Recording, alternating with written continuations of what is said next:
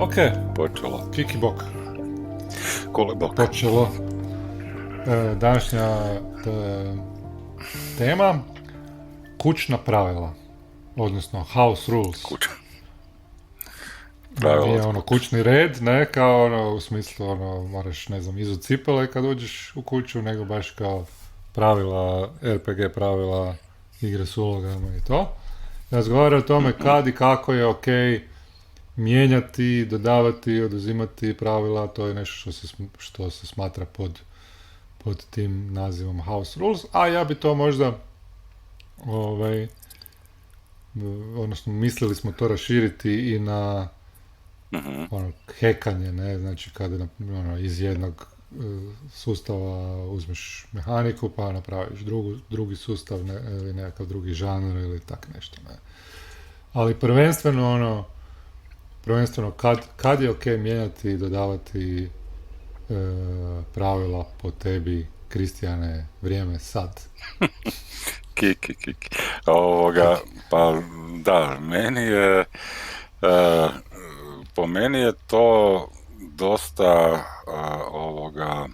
škakljivo, jer ja uvijek više preferiram da ako odigramo znači po sustav mehanika, ono što god, kako je autor zamislio. Ne? Znači, da se apsolutno sve da se sve uzima, i onda, znači, naknadno u razgovoru sa stolom dođe do nekih do nekih ideja, do nekih uvida, da li ćemo nastaviti to igrati i ako ćemo, da li na ovaj način ili ćemo nešto mijenjati. Ne? Jer ono što meni zapravo najviše smeta kod House Rulesa je to da ako dolazim igrati za stol da mi voditelj kaže ok, igramo to i to, ali ja sam promijenio, ne, u startu, a ja nisam nikad igrao tu igru. Ne? Znači on je već u startu House Rulao, ne. I druga stvar, znači, ali to se odnosi na, to je sad onak isto škakljivo. Znači, to smo pričali jednom bili, meni su uvijek smetalo to, jer mi nikad, ja ne znam da li smo mi ikad igrali, kad smo igrali Dungeons and Dragons, igrali na materijalne komponente u spelovima.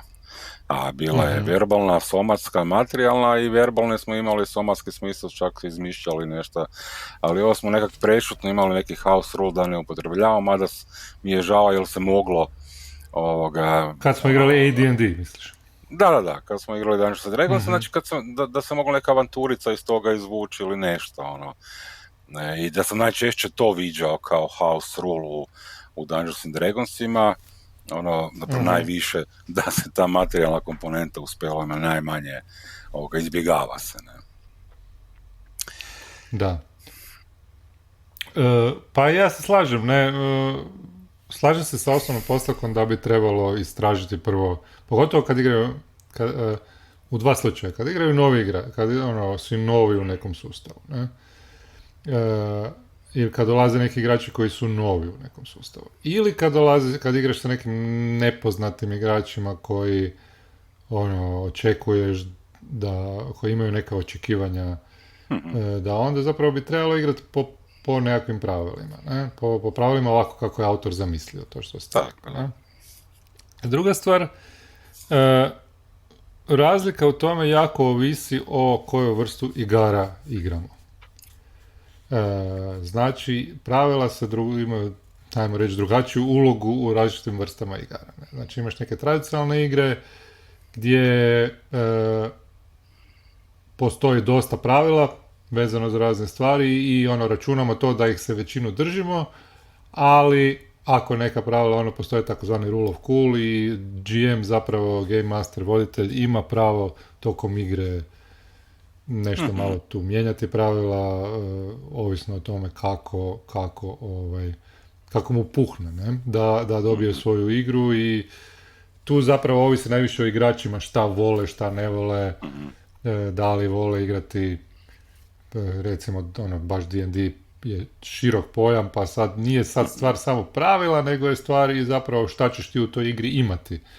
Na primjer, neko voli imati jako puno kombata u D&D-u, pa to mu je važno, taktiziranje, borba i to. A neko ne voli baš to, pa onda i ta neka pravila kombata se zapravo shvaćaju malo labavije i tako kako se više hoćeš koncentrirati na priču. Ne? Međutim, u narativnim igrama, pogotovo u PBTA igrama, pravila su više bi se trebalo shvaćati kao autoritet. Ne? Znači, nama je zadatak da se držimo pravila u ono najširem nekakvom polju. Ne? Nama je zadatak da se držimo pravila i da uz ono što nam pravila govore, da mi zapravo stvaramo priču, da igramo, ne? Da pretvaramo ono što nam pravila daju u priču. Ne? Za razliku od tradicionalnih igara gdje nam GM pretvara događaj u priču, a on koristi te pravila kao alate, zapravo on zove pravila, ne, koje koristi kao alate. Ne. A onda imamo još i treći, ne, taj old school OSR pristup, u kojem je nešto osnovnih pravila nešto manje, ali voditelj je zapravo zadužen da mijenja i donosi pravila nova neka ovisno o situaciji u kojoj se nalazi. I recimo u old school sustavima ja bi prihvatio vrlo lako da mi neko kaže ja sad imam neke house rulove tu zbog toga i toga, ako mi objasni, ne. Naravno kad smo igrali OSE, u početku smo igrali većinom po normalnim pravilima, ali ja bi recimo sad kad bi ponovo vodio Old School Essentials, bi dosta stvari mijenjao, ne? Dosta bi stvari malo prilagodio sebi i tako dalje, a imaš i obavezu zapravo tokom igre da stvaraš neka pravila ovisno o nekoj situaciji u kojoj se nalaziš, znači nije ti sve unaprijed zacrtano, nego imaš zadatak da si stvoriš, ne, neka nova pravila da budeš zapravo da ta pravila funkcioniraju. Ne? I ono što je dobro, taj rulings not rules, je dobro što u tom slučaju ti možeš, ako ne ide, ako se pokaže neka pravila da nije baš dobro, da možeš ih modulirati, mijenjati i tako dalje. S tim da ne može naravno voditelj pravila mijenjati kako se sprdne i izmišljati u svojoj glavi pa reći baci kockicu, neće ti reći pravila, nego mora sve biti naravno otvoreno i transparentno i objasniti zašto, ne, i tako dalje. I po meni to jako dobro funkcionira jer su sva pravila zapravo aktualna i ti zapravo dodaješ ona pravila koja su ti važna za igru. Ne. I te old school neki sustavi su zapravo više kao nekakav toolbox, ne, u kojem ti stvari dodaješ, oduzimaš i tako dalje, zapravo i zahtijeva od tebe na neki način da si to prilagođavaš, ne? Kako ti misliš da je dobro. Ne? Da, ja mislim da recimo da taj osjet, ne, samo da kažem kratko ovoga, da mislim da je taj house rules je pozitivna stvar meni, ne, znači i daje mi mogućnost da ja kao igrač učestvujem u tome, ne, znači ne puno, ne, ali ima mogućnost u razgovoru s voditeljem, znači baš to rulings not rules, znači da fleksibilno, znači možemo mi prilagođavati našoj igri, ne, gdje recimo do tradicionalnih, ali tu bi naglasio pogotovo narativnih igara, to nije moguće, ne, znači meni tu, ja recimo baš ne vidim house rules u narativnim igrama, ne, znači ja, tu mi više ti neki, ono što ćemo reći, taj hack neki, ne, znači kad ja uzimam pravila PBTA-a pa i onda u neki setting drugi stavljam ili nešto, možda promijenim nešto, ali ne vidim tu da igrači tvrda je forma, znači igrači teško da mogu utjecati, ne. To sam samo htio, ovo se recimo puno mi fleksibilnije izgleda za to, za house rules. Da. Jer narativne igre su zapravo struktura, ne? Da. Nisu toliko alati koliko su struktura, ne? I onda ako ti nešto mijenjaš, to ima dosta široke implikacije, ne? Naravno, neke stvari se mogu mijenjati i recimo primjer Apocalypse World ima nekoliko edicija, ne, dve i Mhm. pol edicije i, Da. i onda iz toga meni se recimo iz druge i iz te ono, Burned Over, taj neki Mhm. dva i pol edicija, mi se neke stvari sviđaju, neke ne sviđaju, onda bi mogao staviti, ali mislim da kod tih nekih PBTA igara ti moraš jako dobro znati kako igra To, funkcionira to, i to šta sam ti ti rekao. donosi da bi mogao mijenjati i to zapravo imaš obavezu prema svim igračima da jako dobro objasniš prije igre kako će, Da, da. kako će to funkcionirati. Ne? Ja sam da uletim, to sam ja isto htio napomenuti. Znači, u narodnim igrama, znači, meni ono što je house rule, recimo, bi bilo, bez da mijenjam, znači, ono, osnovnu mehaniku ili setting, znači, bi bilo to da za one one shotove što smo pričali, znači, da pripremim ljudima koji nisu nikad to igrali, da distiliram osnovna pravila koja zapravo drže tu igru i da ih Mhm. prezentiram, ali znači prije same igre da im kažem da to nije da to nije sve što je unutar tih mehanika, tog settinga ili nečega, ali da je to ono što je po mom mišljenju osnovno, da dobiju osjećaj znači i za mehaniku, znači i za setting, ne, znači da bi kasnije mogli na temelju toga stvoriti neko mišljenje da probaju igrati. Ne. Znači jedino Mhm, mhm. u tom slučaju meni house rule znači ono da na taj način na neki smanjim pravila ili izmijenim nešto. Ne. Mhm, mhm. Dakle, Meni se čini kužiš. Da, da, kužim. Meni se čini da da, je bitno reći opet za te tri vrste, ne? da, Da je bitno znati sa kojom namjerom mijenjaš pravila. Ne? Znači u nekim tradicionalnim igrama da. ja isto nekad mijenjam pravila, ne, tipa kad neke free league igre i tak dalje, neke si malo prilagodim, uvedem si neka pravila iz drugih igara, jer mi je to, budući da kao voditelj više ja kontroliram, ajmo reći, priču, Mhm, e, onda s tim ciljem si mogu prilagoditi pravila da mi bude lakše, da me mehanika u tome ne sprječava i da se ne bori protiv mene, ne? da. I onda ja to zapravo sa ciljem da naravno to bude igračima lakše, jednostavnije i fluidnije i ne znam šta. Mhm, Ne? Dok recimo u old school igrama meni je cilj kao voditelju da budem neutralan. Znači svijet je takav kakav je, igrači su ti koji su proaktivni, koji biraju šta će raditi, oni biraju koliko će neke stvari biti opasne, koliko će ja tu nemam utjecaj u priči da njih da njih vodim za ruku toliko, premda je to naravno spektar, nije ili jedno ili drugo. Ne? jasno, jasno. E, ali u old school igrama naravno puno više su oni ti koji su proaktivni, koji biraju gdje će ići, a ja kao zato se zovu najčešće referi, Da. sudac, ne, voditelj Da. u old school igrama, jel trebaš biti neutralan i trebaš samo neutralno procjenjivati i koristiti mehaniku da procijeniš šta se dogodilo. Ne? Priča sama po sebi može i ne mora biti produkt toga, ne?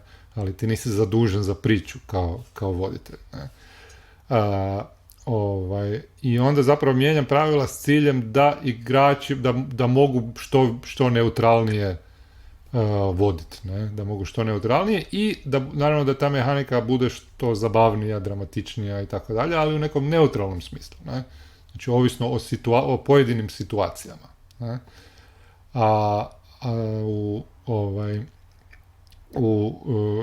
narativnim igrama pravila su struktura, one daju strukturu. Mi se njima podilazimo njima. Ne? Znači mi iz njih vučemo sve, pretvaramo fikciju u pravila i iz pravila vučemo fikciju. I one su na neki način više iznad nas. I ako ih mijenjamo, onda moramo znati da je to sa ciljem strukture koja će se češće ponavljati. Znači nije ovisno o situaciji, nego je ovisno o načinu koji želimo strukturirati priču. Recimo u Blecima, baš igramo sad Blece, igrali smo ih prije, ja nisam preveliki fan Entanglement pravila, mehanike, to su znači nekakve, ono, bacaš neke kockice, vidiš šta se dogodilo, nekakve problemi koji se stvaraju nakon što završiš tu neku svoju misiju, ne? I po mom mišljenju dosta često se ponavljaju i ono, to mi čak i nije toliko problem, nego mi je problem što previše bude mehanički ako ih samo prepričavaš šta se dogodilo, a ako odigravaš šta se dogodilo, što bi možda i trebalo, onda predugo traju. Onda mi se gubi taj ritam. Ne? I ja volim recimo tu promijeniti, znači pravilo nakon misije da sam odlučim šta se dogodilo, da u principu otvorim neki klok. Ne?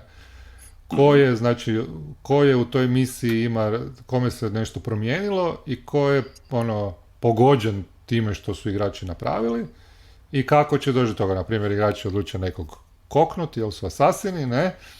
I onda neko njegov blizak ide otkrit ko je taj ubojica. Ne? I otvori se klok i onda on kroz igru tokom sljedećih nekakvih misija i to vremena, ne, onda on to proučava i u nekom trenutku dođe što može biti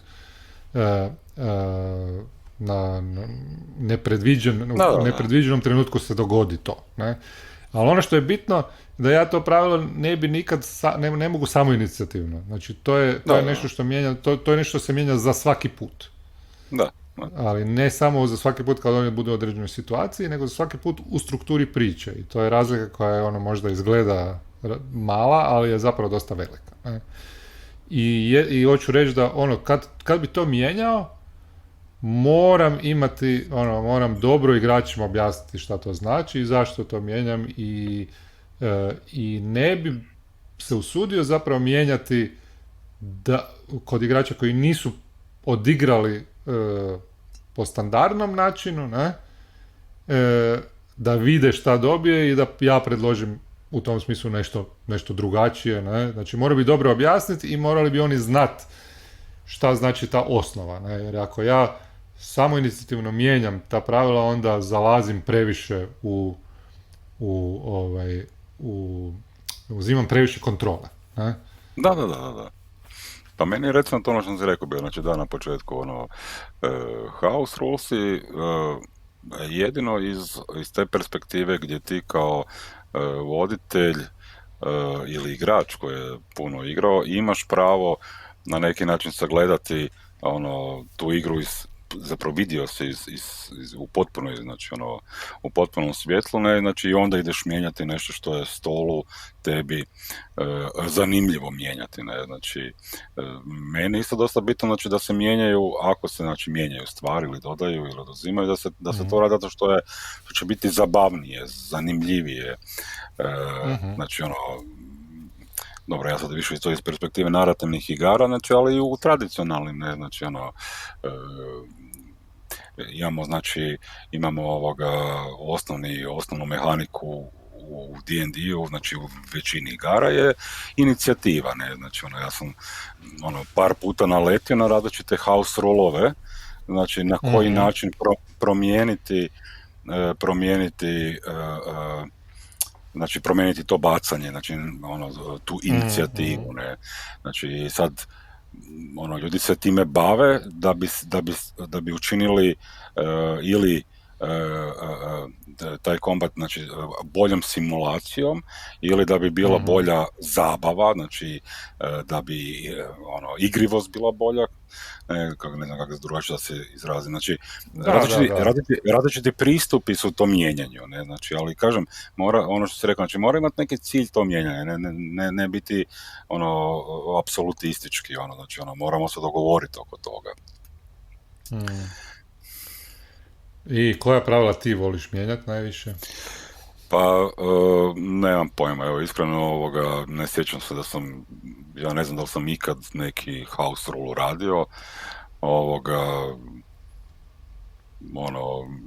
sad ovo što si Blades Entanglement je spomenuo, pošto ih sad vodim, vidjet ću, jer sam naletio na isto par house rulova u vezi toga, pa se moram razmisliti, jer mi je zanimljivo kako ljudi to gledaju, ali nemam, kažem, ja recimo osobno nisam nikad imao tu potrebu, ne, znači to mi je u sferi ovog hobija, ja vidim ljude da imaju potrebe za tim stvarima. Meni je recimo zanimljivo bilo ono kad smo igrali bili Tales from the Loop, pa dodavanje znači nekih pravila iz nekih drugih igara, uzimanje koje se više tiču naracije, ne, znači imamo onaj kad se opisuje scena, znači kad se opisuje ovoga, kad se daje igraču mogućnost da nešto napravi, da opiše nešto što je, nema veze s njegovim likom, nego samo je svijet ili trenutak u tom svijetu,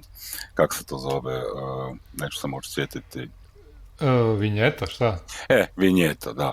Ono, kao Da, neki da. naziv.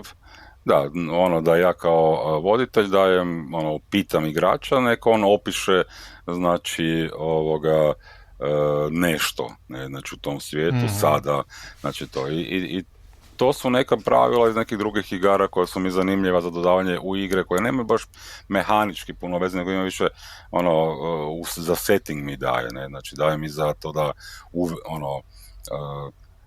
da igraču uvede malo da mi objašnjavaju te stvari, ne.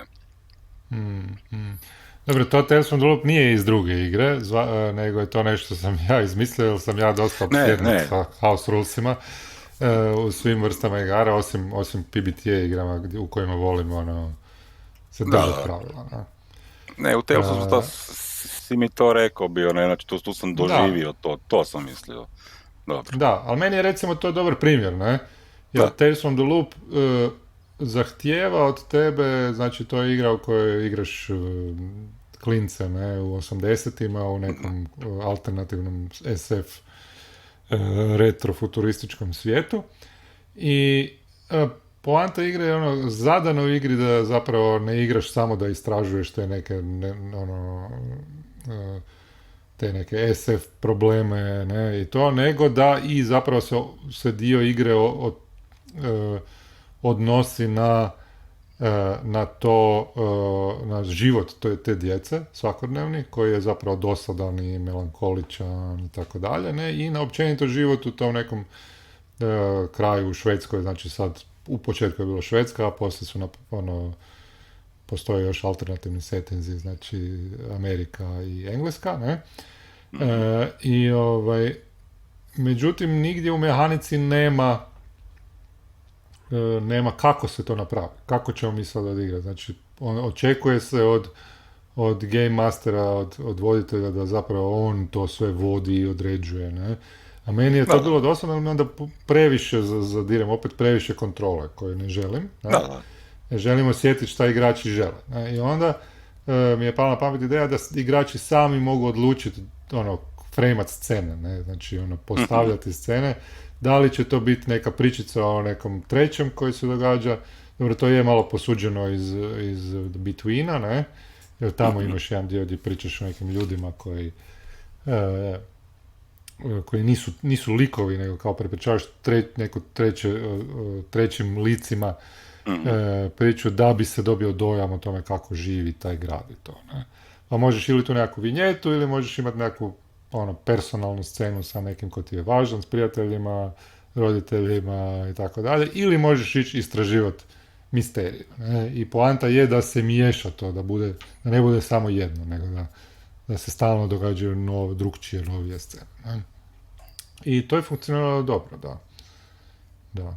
Ja volim da, ti voliš house rules. Volim house rules, volim mijenjati pravila, volim ubacivati pravila iz drugih igara, volim hekati pravila koja mi se ne sviđaju, često mi se dogodi da mi je setting dobar, a da mi je nije a šta je hekanje? Hekanje je kad uzmeš hekanje je kad uzmeš mehaniku jedne igre i onda pretvoriš to u neki u neki drugi setting, ne? Na primjer, uzmeš pravilo Blades in the Dark, gdje ti spominjem Blades in the Dark samo zato da se može dobro popiti večeras, odnosno jutros. I da uzmeš ta pravila, ne, koja su vezana za taj neki steampunk, mračni svijet, ali vrlo slično, znači mehanika može recimo dobro funkcionirati u sustavu gdje ti igraš neko ono Mission Impossible akcijske heroje i onda ta pravila uzmeš i napraviš novu igru, ne, samo malo promijeniš igru, ne. Pa to ljudi često rade, znaju ono, ne samo stvarati nove igre, nego jednostavno samo uzeti, nije da si ti napraviš novu igru, ne, nego jednostavno uzmeš ta pravila, ali promijeniš setting, promijeniš ono, Da, da. prevedeš ih u drugi svijet, ne. I ima ta jedna gauntlet online zajednica koji igraju recimo na taj način Star Wars, ne, di ono praktički igraju nove igre u Star Wars settingu, odigrali su možda 100 različitih sustava ili više, Mhm. ne, su ih hekirali, ne, koji se događaju u settingu Ratova zvijezda, ne, i to mi je recimo nešto što je super zabavno, ne. Da, to je zanimljivo je napravljeno njihov taj. A daj mi reci Mm. sad me nešto podsjetilo kad se rekao to znači stalno spominjemo znači i OSE i te narativne, a šta je sad tradicionalno, znači Dungeons and Dragons, ne? Znači bilo je sad ovo kako su taj Open Gaming License nešto bilo je problematično prošle godine s tim. Znači, Mhm. da li house rulesi i hekanje, da li je to nešto što proizlazi iz slobode, kreativne slobode koju bi kreatori, znači koji su originalni autori, trebali Mhm. davati? Ne. Pa ja mislim da. Znam da ljudi ono petu ediciju hekaju dosta i imaju puno house rulova. Ja osobno je ne igram puno, ali kad je igram ono, imam je želju jako puno promijeniti pravila, ne? Mhm, mhm. Oduzet, dodat, čak ne oduzet toliko koliko dodat, ali recimo peta edicija je dosta komplicirana za mijenjanje pravila, zato što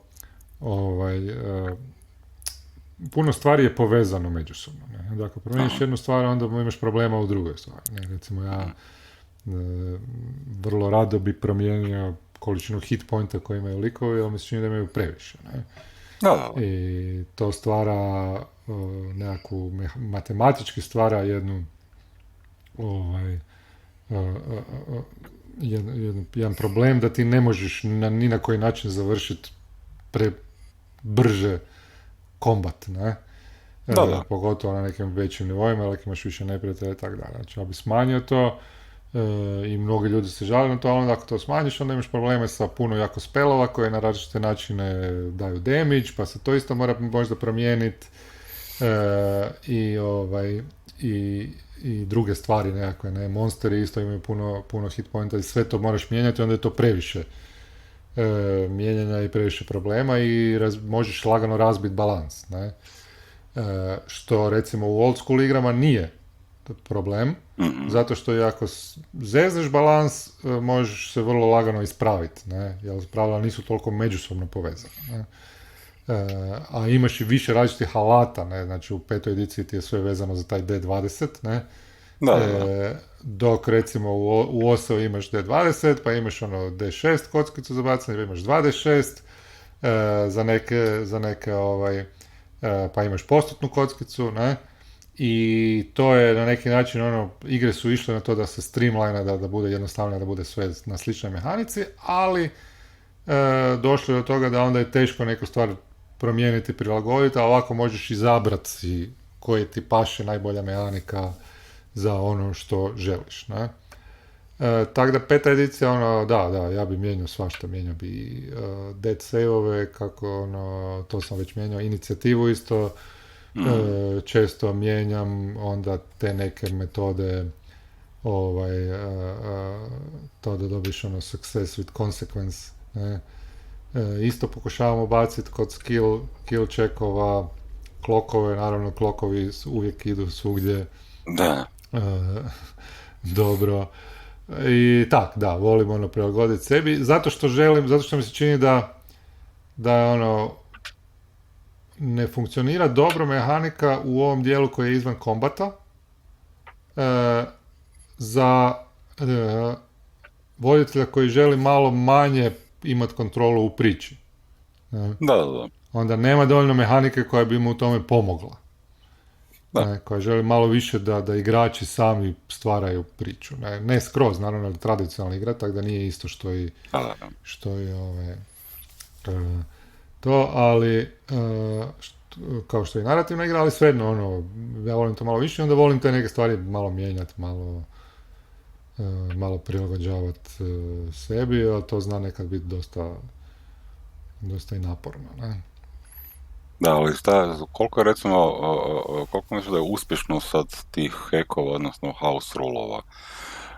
Znači, dobro, ja ne znam toliko OSE i tradicionalne, ne bavim se toliko time, ali znam da je recimo Blades in the Dark je zapravo Harper je, ja ću sad reći, house rule napravio na Apocalypse Worldu, ne. Znači, prilagodio to, Hekiro je, ne. Dobro. Znači, ali jako puno toga uzeo i uspješno je bilo, ne. I onda su se, znači, krenulo je, ljudi rade hekove iz Bladesa, znači, to je Forge in the Dark, ne, ovdje je Powered by the Apocalypse, ne, ali sad, koliko je, recimo, u OSE ili D&D, odnosno, taj neki, koliko bi tu bilo. Znači, osim znači, nekih avanturica koji se izdaju, jel ima tu mogućnosti ima mogućnosti za mijenjanje, ali sad pitanje je samo da li ti želiš napraviti novu igru skroz, jer Harper je toliko ishekirao Apocalypse World da je na kraju i osnovna mehanika je drugčija i dosta je drugčija igra, ne? Da. I daje drugčije iskustvo. A OSE, recimo Old School Essentials, ima mogućnost, ja sam vodio te bezbrojne otoke koji su kao događaju se na otocima, jel? Pa onda nekako posebna pravila možeš smisliti o tome kako kad poseban sustav, ne, kad putuješ od otoka do otoka, da li ti se nešto dogodilo ili nije, ne, ja sam to super mi je bilo to razvijati, ne, i onda vidjeti da li funkcionira, ne. Ili za samo jednu avanturu možeš sustav koji je likovi su bili na brodu, ali kapetan je nestao, odnosno kapetanica, ne, i onda su morali sami voziti brod, a ne znaju voziti brod, pa onda imaš neki sustav o tome šta se događa kad pokušavaju ići negdje, kako će se vrijeme mijenjati, kako će se, i tu ima jako puno mogućnosti unutar istog okvira stvaranja jako puno novih stvari i igara, i meni se čini da je to, meni je to užasno zabavno i čini mi se da je to nekakav princip koji se može dobro, koji bi se mogao, a nedovoljno se prenosi i na druge vrste igara. Znači na tradicionalne i na narativ. Ne? Znači ti recimo imaš Brindlewood Bay kad istražuješ ubojstvo, pa onda skupljaš klubove, otkrivaš, ima mehanika za to i onda na kraju dumaš ko je ubojica, ne? Ali ja mislim da bi ti isto tako mogao taj sustav i te move prenijeti na Apocalypse World, ako u Apocalypse Worldu imaš neku situaciju gdje trebaš otkriti ko je ubojica, ne? I tu bi se moglo napraviti tako neki, znači to su stvarno privremeni hekovi, nisi ti napravio novu igru, ne? Nego si napravio samo avanturu za koju si koristio, ne? I to je nešto što recimo mene najviše zanima sad sa igrama i hekovima koje radim i kojima se bavim konstantno i previše. Dobro, ćemo završavati polako? Može? Možemo završavati, da. Dobro. Ne znam točno koliko imamo, jer nam je internet kresno jednom, ali mislim da smo... Pa dobro, ja mislim da će ljudi biti zadovoljni. Imamo još puno toga sigurno za reći, oni sigurno puno imati za nama odgovoriti, ali dobro, budemo stali tu. Da, ja isto imam. Ja bi sad pričao 100 godina o svim hekovima i igrama i house rulovima koje radim, ali neću. Ja znam da vam je to bilo prezanimljivo, svima bi glave eksplodiralo. Dobro. Dobro, hoćeš odjaviti? Može. Ajde. To bi bilo sve u 40 i nekoj, ne znam koja je, 45. 46. Neka epizoda. Ja mislim da je. 46. epizoda podcasta Priče iz Skroništa. Evo ga, izvrsno. Izvrsno, ajde. Ajde. Bok, bok. Dok. Bok, ole. Dok. Dok je game.